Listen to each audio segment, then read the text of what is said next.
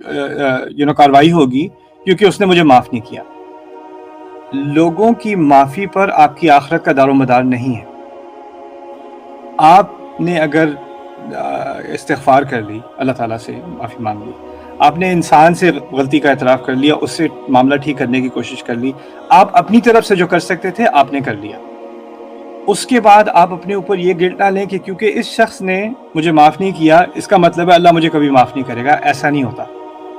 اللہ تعالیٰ ہم سے دیکھتا ہے کہ ہم نے اپنا کام کیا کہ نہیں.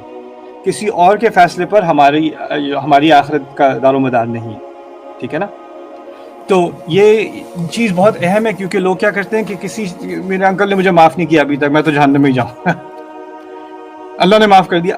اللہ معاف کرنے والا ہے، لیکن اللہ اپنی معافی روک دے گا آپ کے انکل کے غصے کی وجہ سے نہیں. اگر آپ نے واقعی معافی مانگی ہے تو پھر آپ اس گلٹ سے اور اس بری فیلنگ سے کہ میں کبھی بھی معاف نہیں ہوں گا اللہ تعالیٰ کے سامنے، اس کو نکال دیں. آپ نے اپنا جو کرنا تھا کر دیا.